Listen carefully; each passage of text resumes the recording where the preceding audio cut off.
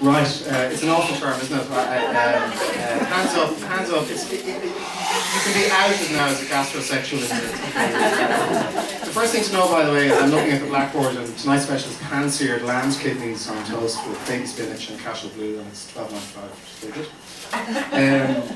Well, you know, my day job is actually in the cultural sector. You know, it's very nice to be here. I just submitted my Arts Council application on Thursday, which is a little bit like that feeling when you just finish the leaving, you know, so I'm kind of giddy, but I spent 10 years in the food business, so whatever kind of credibility I have comes from that. I was a chef for about 10 years.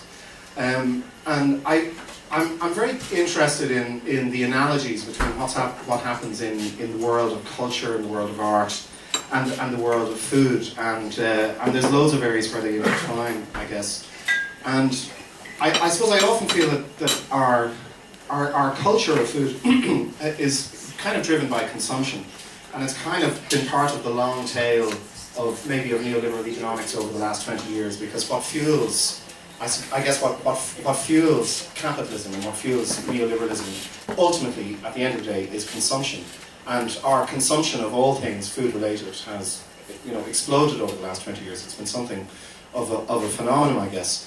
So the things that I guess I'm curious about are how the food culture has kind of come stitched into the modern culture of celebrity and the modern culture of fame. So, for example, its relationship with television, its relationship with the world of book publishing is very interesting, because the world of book publishing it's kind of coming out, I guess, of a very unstable period. But if you walk into a big book retailer at Christmas time and you see the product that they'll rack up in the windows, it'll usually be cookbooks. And I spoke to a book distributor about this. It counts for something like 25–30% of book sales at Christmas. If you look at, for example, if you look in the Irish Times today and you look at the non-fiction hardback list, maybe 5 out of 10 books in there will be cookbooks. So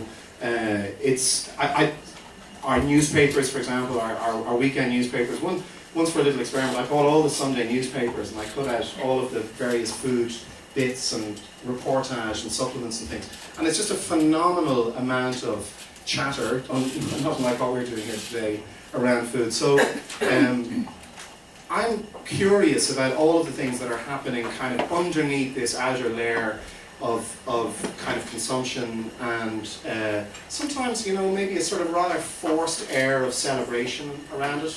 I suppose I'm curious about something as well, Gerry, and this is, I kind of want to bring in Caroline here as well, and Darina. It's just, you're talking there about, like, I mean, the rise of cookbooks. I'm looking, you've seen the special up tonight, I'm looking here at a wall full of cookbooks. So it's like, I mean, again, like every single bookshop has its cookbooks. What I'm interested from kind of like Caroline and Darina's point of view is, can you time this? Do you get, is this something that happened, Caroline, over the last 10 years, or is it kind of like longer? What I'm really interested in, like, when does this great interest in food on this scale began?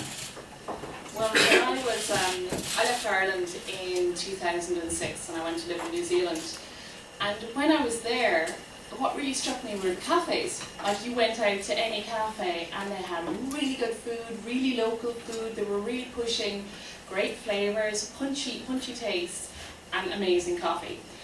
And I come from an Ireland where, you know, if you went to a regular cafe, you were faced with like muffins that were wrapped in plastic and some kind of anonymous coffee in a takeaway cup, and it was just, it wasn't, these cafes weren't sort of welcoming places. Now there were exceptions at that stage, but it wasn't the rule. I came back to Ireland in 2007, at the end of 2007, and I was just, you know, having been used to farmers markets on my doorstep in Christchurch in New Zealand. Really good food, like, you know, as you know, New Zealand produces amazing wines, amazing beers, lots of, where I lived, I could go out into my garden and pick lemons. And, you know, I came back to Ireland and I definitely wasn't going to be able to go out and pick lemons in Ireland. But I was really disappointed with the level of food that was available to me when I went out for dinner, when I went out to cafes. And I started my food blog when I was still living in New Zealand, and when I came back, I kind of, you know, I used to write about how disappointed I was. You know, that I could see that we had the raw ingredients, and I was just really disappointed that we weren't making more of it. And then, gradually, it started to pick up, and the momentum started in Ireland, and I think you know, you could say in some ways it was pushed by food bloggers, you know, because there were the food bloggers that were out there who were looking for more looking for more from their local cafe. They wanted a place, you know, like this, that you could go into and have your meal, have your glass of wine, have a conversation, sit down with friends and meet people, and they wanted this from the cafes as well. But, you know, it's kind of a synergy, you know. People were writing more about it, and people were reading more about it, and people who were reading about it wanted to write about it. So I suppose I started the Irish Food Bloggers Association in 2010, and we had 30 Irish food bloggers on our books at that stage. I have to say, when I started in 2006, or in 2007, there weren't any other food bloggers, Irish food bloggers that I knew of. Now we have about 400 on our books. So 400. 400. In 6 years. In 6 years. Or no, sorry, but yeah, say from when I started.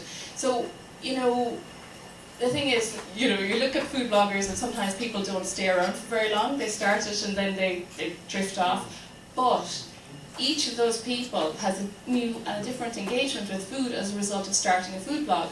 You know, it's fairly easy to start a food blog, but you have to have the interest in food to get into it initially. So if you've gone to the trouble of getting your name out there and, you know, setting up a website and taking photos and styling photos and all the rest of it, you have a different engagement with food as a result. You are going to look for the really good places on your doorstep. You are going to ask more from those places as well. You know, you will go in and you'll say, well, you know, is that pork free range? You know, where do those lamb's kidneys come from? Do you use a local butcher?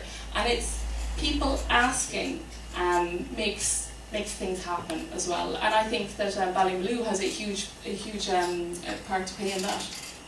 That brings us to Ballymaloe. Like, you know, when Karen was talking to Darina about this great, you see the way the band works. These great segues, these great natural segues. I'm just here to direct traffic. But like, she's like, Caroline said that food blogger 2007. Ballymaloe, as we know, has been in existence for quite some time, and there's a recent documentary on your mother-in-law show. I mean, you know, Myrtle was doing stuff back in the 60s and back in these days. Yeah. Could you yourself, from the, I suppose, the interest in Ballymaloe cookery courses and your interest in kind of talking about Ballymaloe, can you date a time when suddenly people clicked? Was this a Celtic Tiger thing, or did it exist beforehand?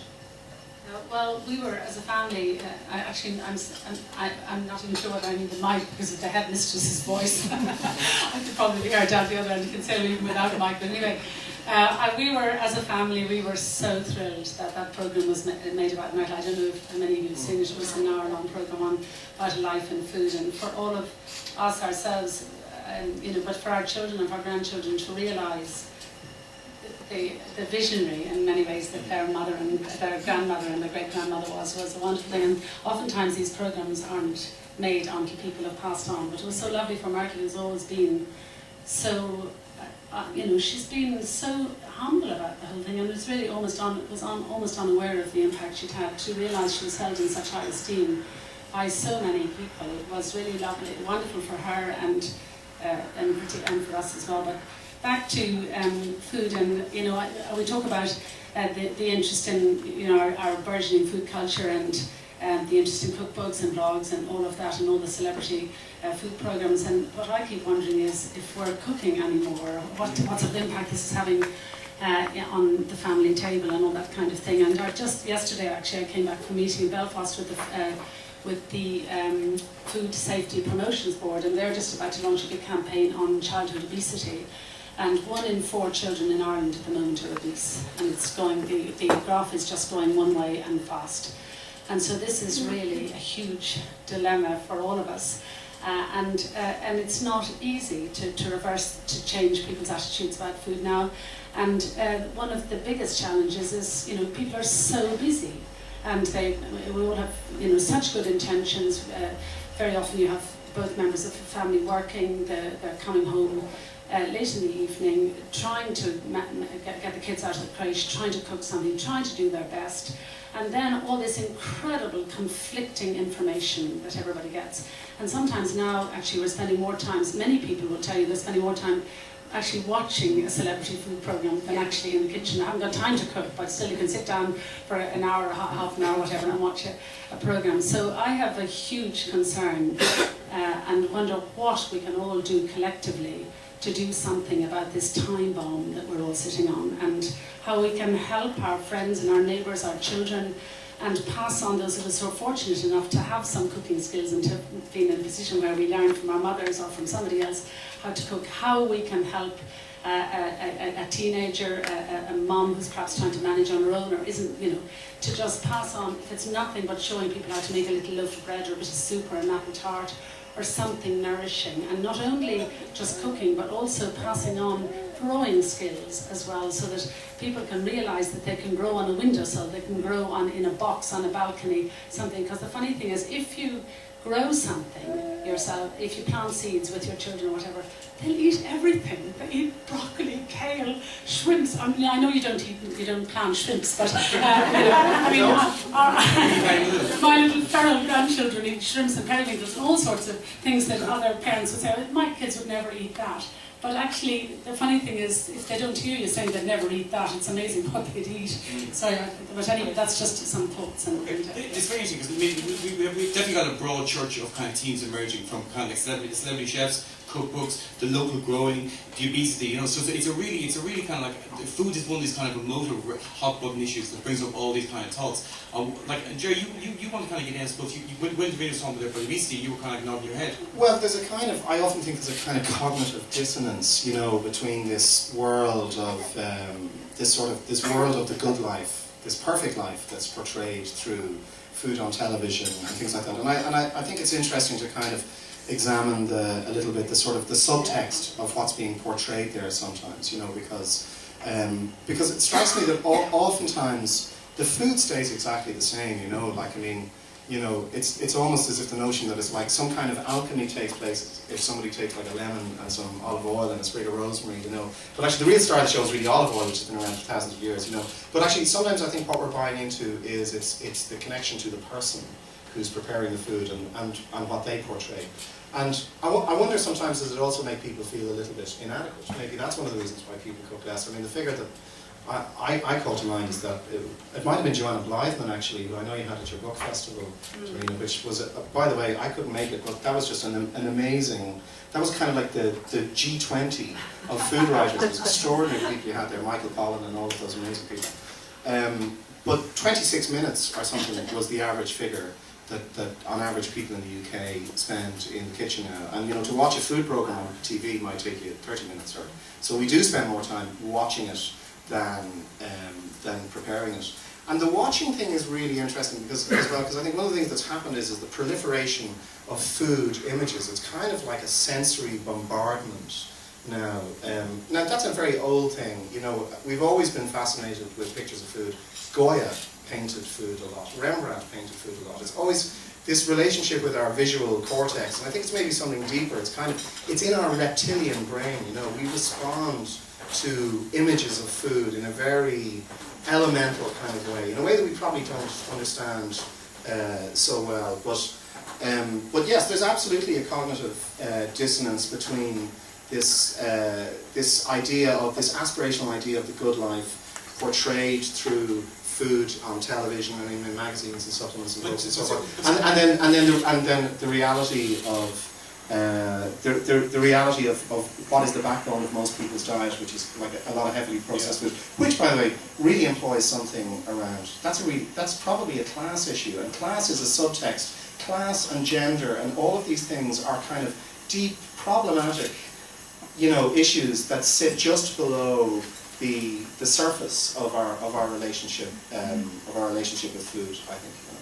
The thing about TV shows is really interesting, you know. I mean, like you've done TV, we've all done TV shows. We all know that TV shows is very much about TV, but using this kind of perfect image. You talked there, Gerry, about the relationship we have with pictures of food. I'm thinking of kind of like the TV shows where everything's perfect, or if it's messy, it's a perfect mess, you know. But you raised an interesting thing I wouldn't mind kind of Caroline talking a bit about, which is the fact that, you know, that we spend more time watching these TV shows than actually making food. So to go back to something that Darina said, like, is there any way we can kind of push people back into the kitchen to get their hands dirty again? Throw out the television. I don't have. Am I talking too fast? I don't have a television. I love watching food programs, but there are programs on now like MasterChef and any of these competition style programs that are not about food. they're about trying to get the people, they're trying to push people's buttons and trying to get the competitors